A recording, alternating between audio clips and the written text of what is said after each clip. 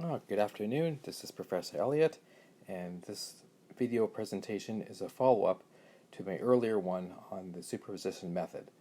So in this video we were going to solve a very simple circuit using the superposition theorem, just so everybody becomes familiar with the method.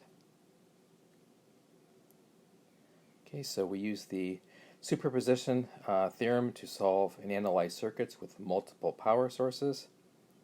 And basically there's a procedure you follow whereby you solve the circuit as many times as there are sources. So in this one we have two sources, so we're going to solve the circuit twice as if each battery was acting alone.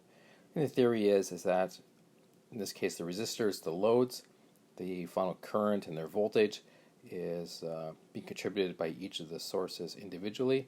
So we just isolate them, work out the individual answers, and then simply add them together at the end. So it's really quite straightforward. Okay, so first thing, we're going to use conventional current flow, and it doesn't make any difference if you want to use conventional or electron. The important thing is that when you start with one, you stick with it all the way through. Okay, so we're going to start with conventional. We're not going to switch it to electron halfway through. That just won't work. So you can see we have battery sources E1 and E2. Carefully note the polarity. This is very important. Make sure you get this right. Okay, so the voltages and the resistor values are there.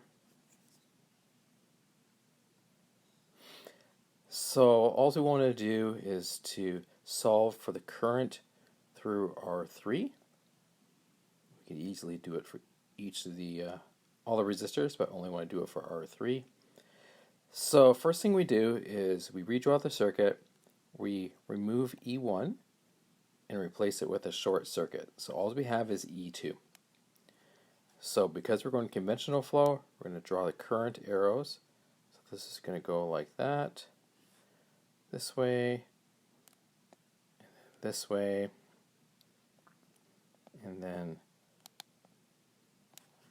this way. Okay, so this is going to be current I3, and I'm going to just arbitrarily call that current number 1. Okay, so just use your standard analysis methods to work out the current using Ohm's law, Kirchhoff's law, whatever you need to do to work out the current.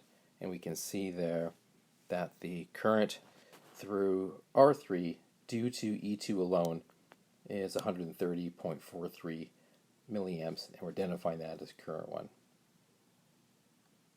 So this is a multi-sim simulation just to prove that the results are the same. So here we have about 32.6 volts. Over here we calculated 32.6, so it's exactly the same. Now this time I decided to calculate the voltage as well as the current. Normally I'll just solve for the current and get the voltages later. It's kind of up to you. Okay, so anyway, we're on the right track. So over here, then we're going to then remove E2, replace it with a short, and we're just going to solve the circuit with E1 acting alone.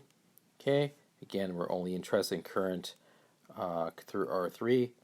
So again, we'll continue with our conventional current arrows, like that, and then like that. Again, we're only really interested in this one, so just do whatever you need to do to get down to here. Okay, there's the current through resistor number 3, and that's going to be current 2. And again, this time I decided to calculate the voltages individually, so that's a little over 13 volts. And if we go to the simulation, what do you see? A little over 13 volts. So, okay, so I know I'm on the right track. So the final step really is to just sort of put it all together, and essentially what you do is you add the currents if they're flowing in the same direction. So if I just scroll back, go back to here, you can see that the current through R3 due to source E2 is flowing top to bottom, right there, and the current due to source E1 through R3 is also flowing top to bottom. So therefore we're going to add the two currents. So if you watched my earlier video, and which I hope you did, then you would have learned that currents which flow in the same direction will add, currents will flow in opposing directions will subtract. So if you add the two individual currents, this is the final current. And of course we take the final current times the resistance. So it's just, I times R equals the final voltage, 45.6 volts. And then if we go with the simulation, okay, there's the final voltage, and there's the final current, and away you go. Okay, thanks for watching. Hope this was understandable and you got something out of it. Okay, we'll see you all soon. Bye-bye.